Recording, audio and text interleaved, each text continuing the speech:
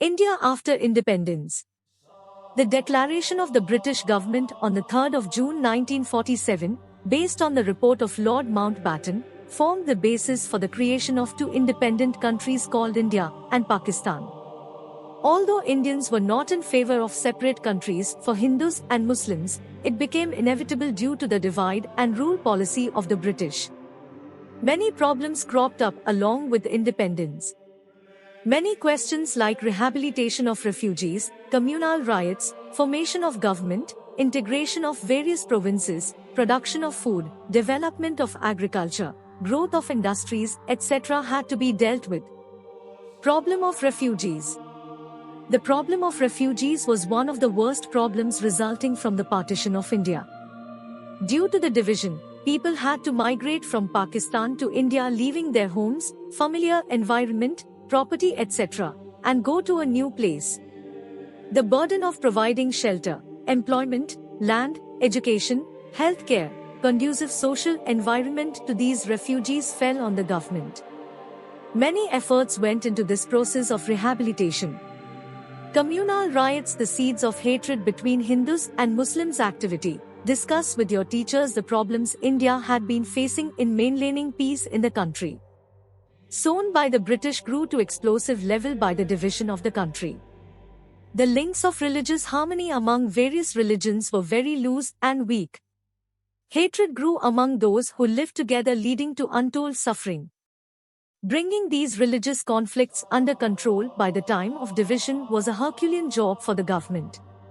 Mahatma Gandhiji strived hard to control the communal conflicts, which were leading to destruction of national unity.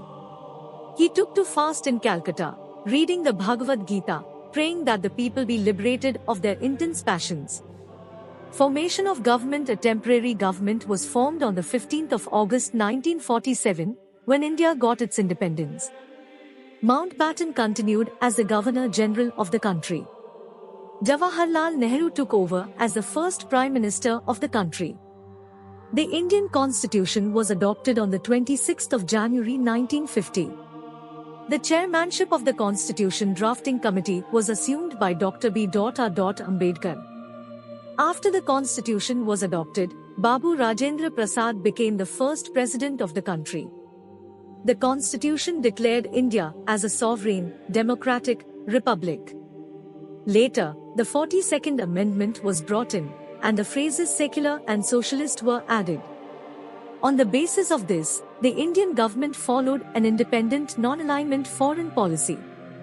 India brought in parliamentary democracy into force. Integration of provinces. When the British left India, there were 562 provinces. Vallabhbhai Patel, while dividing the country, the British had given three options given to the provinces. Firstly, they could join the Union of India. Secondly, they could join Pakistan.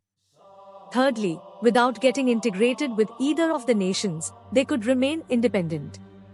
In this backdrop, the Government of India invited all the provinces to join the Union of India under the 1947 Integration Act. Those who joined in this way were given a privy purse based on that province's income. In addition, they were given some special facilities and status. Later in the year 1969, the government abolished the payment of privy purse and other facilities. During the process of integration, Junagadh, Hyderabad, Jammu and Kashmir displayed their stiff opposition. Resolving all these problems and bringing about a successful integration of provinces were done by the Iron Man of India, Sardar Vallabhbhai Patel.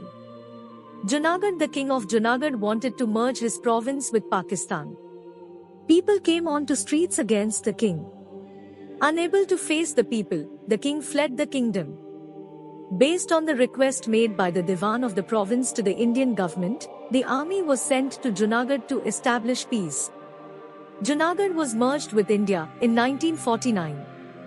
Hyderabad was under the Nizam's rule. With the intention of remaining independent, the Nizam refused to join the Union of India. At this time, an armed struggle of the farmers of Telangana under the leadership of communists was underway. There was a severe hatred against Rajakar, the cruel army of the Nizam. The Indian government sent an army and defeated the Nizam, paving the way for merger of Hyderabad with the Union of India in 1948. Jammu and Kashmir King Hari Singh of Jammu and Kashmir, which is located between India and Pakistan, wanted to be independent. Fearing a merger of Kashmir with India, Pakistan incited the Tiawanbi Islands of the Jammu and Kashmir Valley. The National Conference of Sheikh Abdullah, which fought for the freedom of Kashmir, finally decided that merging with India, that had a democratic republican constitution, was better than merging with Pakistan, which had a religious constitution. Pressurized by such forceful circumstances, King Hari Singh requested for help from the Indian government. After the Pakistani attempt failed, Jammu and Kashmir merged with India with certain conditions. One part of Kashmir remained with Pakistan. The Indian government complained to the United Nations organization against this. On 1 January 1949, the UNO ordered a ceasefire. The northwest region of Kashmir occupied by Pakistan is called Pak-occupied Kashmir even now. The integration of Jammu and Kashmir with India is unique compared to that of other provinces. Pondicherry, the French colonies had continued their hold on Pondicherry, Karaikal, Mahe and Chandranagar in post-independence India. As a result of the struggle by the Congress, the Communists and other organizations urging that it should be a part of India, in 1954, these provinces joined India. Pondicherry was declared a union territory in 1963. Goa. An endless struggle took place demanding the inclusion of Goa, which was under the imperialist rule of Portugal, with India. Though they were ordered to give up Goa, the Portuguese brought in additional troops from Africa and Europe, and tried to strengthen their hold by suppressing the movement. In 1955, Satyagrahis from different parts of India gathered at Goa, and began a liberation movement demanding that the imperialists quit Goa. In 1961, the Indian army intervened and took Goa under its control. Goa, which remained a union territory till 1987, became a state later on. Linguistic formation of states. The most important democratic movement that was carried out in post-independence India was the movement for linguistic formation of states. In order to provide good administration, demand was made to mark the boundaries based on the language of the people in those areas. The administration was not effective during the times of the British and the princely kingdoms because the language used for administration was different from the language of the common man. In this backdrop, the desire for linguistic formation of states was intense. After Potti Sriramulu, under the aegis of the Andhra Mahasabha, went on a fasten to death satyagraha for 58 days and then died in 1952, demanding the formation of Vishalandhara state, this demand became much more severe. In 1953, the government formed Justice Fazal Ali Commission, in which Fazal Ali was the chairman, K.M.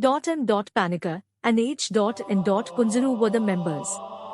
In 1953, Andhra Pradesh became the first state to be formed based on language. As per the report of the Commission, the State Reorganization Act came into force in 1956. Accordingly, 14 states and 6 union territories were formed in the country. Kannada-speaking areas had been scattered under different provinces. Demanding that all these areas be brought together, a movement began under the leadership of All Karnataka State Formation Parishad. Finally, on 1 November 1956, the Mysore state was inaugurated. It was renamed as Karnataka in 1973.